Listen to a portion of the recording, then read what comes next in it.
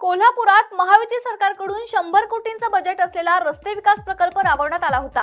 मात्र आज त्याच 100 कोटी खर्च केलेल्या रस्त्यांवर मोठमोठे खड्डे पडलेले आहेत आणि त्याच खड्ड्यातून नागरिक ये-जा करतायत। या विरोधात आज शिवसेना उद्धव बाळासाहेब ठाकरे पक्षाकडून खड्ड्यांमध्ये वृक्षारोपण करण्यात आलंय। कोल्हापुरातील बिनखांबी गणेश मंदिराजवळ हे अनोखं आंदोलन करण्यात आलंय। याचाच आढावा घेतला आमचे प्रतिनिधी निरंजन कामत यांनी। एक प्रोजेक्ट जो आहे तो कोल्हापुरात महायुती सरकार आल्यानंतर एक प्रोजेक्ट जो आहे तो हाती घेण्यात आला होता, तो म्हणजे 100 कोटी रस्ते विकासाचा। आता जर बघायला गेलं तर या पावसाळ्यामध्ये या रस्त्यांची दयनीय अवस्था जी आहे ती आता आपल्याला पाहायला मिळते। महायुती सरकारकडून 100 कोटींचे रस्ते करण्यात आले, मात्र जो आता आपण मी आहे आता कोल्हापुरातील या बिनखांबी ते मिरजकर तिकटी या रस्त्यामध्ये एकंदरीत जर बघायला गेलं तर इथं मोठ्या प्रमाणात जी रस्त्यांची जी अवस्था आहे ती आता मोठ्या प्रमाणात दयनीय झाल्याची आपल्याला पाहायला मिळते। आणि याच पार्श्वभूमीवर शिवसेना उद्धव बाळासाहेब ठाकरे पक्षाकडून ते म्हणजे जिथे खड्डे आहेत तिथं हे एक रोपटं लावण्याचा जे प्रयत्न आहे तो त्यांच्या करताना आपल्याला एकंदरीत पाहायला मिळतात।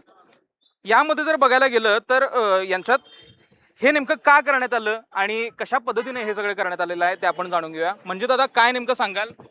खरं तर कोल्हापूर शहरातल्या रस्त्यांची अक्षरशः चाळण झालेली आहे। आज बाहेरून जो पर्यटक येतोय, आज आपण इथे उभारलो ते आई अंबाबाईचा परिसर एरिया आहे। पुढे गेला दसरा चौकात जावा, तुम्ही गोखले कॉलेज परिसरात जावा, राजारामपुरीत जावा, अक्षरशः म्हणजे एखादं चंद्रयान उतरल्यासारखे खड्डे असे गोल गोल गोल गोल पडलेत। कोल्हापूरकरांनी काय करायचं? एवढे शासनानं राज्य शासनाने जे 100 कोटी आणले ते कुठे गेले? बहुतेक ते अधिकाऱ्यांच्या, कंत्राटदारांच्या किंवा स्थानिक लोकप्रतिनिधींच्या खिशात गेले असे आम्हाला वाटते। कारण तुम्ही बघा, एक गाडी गेली तर हा खड्डा वेगळा, पण ऊन पडल्यावर यातनं जी धूळ उडते त्यातून बरेच श्वसनाचे त्रास व्हायला लागलेत। त्या गाडीतून खड्डे जाऊन गाडीची कामं निघालेत, लोकांच्या पाठी खिळखिळीत व्हायला लागल्यात। अक्षरशः लोकांची पिळवणूक आणि हाल चालू आहेत। त्यामुळं आई अंबाबाईच्या चरणी आम्ही साकडं करायला आलोय, या लोकप्रतिनिधींना आणि या पैसे खाणाऱ्या अधिकाऱ्यांना जाग दे। आणि येणाऱ्या दिवसात आता आज आम्ही बघितलं तरी वृक्षारोपण केले खड्ड्यात अनोख्या पद्धतीनं, कारण आता तरी जाग येऊन दे।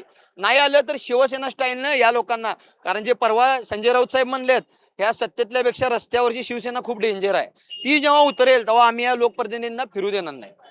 दादा काय नेमकं सांगशील? हे जे काही वृक्षारोपण तर आपण केलेलं आहे, काय कशा पद्धतीने ही नेमकी संकल्पना तुला सुचली? आणि काल सन्माननीय आदित्य साहेबांनी आम्हाला जसे आदेश दिले की खड्डे एवढ्या मोठ्या पद्धतीने पडलेत की एक झाड त्याच्यामध्ये बसू शकते, त्यामुळं एक अनोखं आंदोलन करण्याचं आम्ही डोक्यामध्ये घेतलं युवा सेना शिवसेनेच्या वतीनं।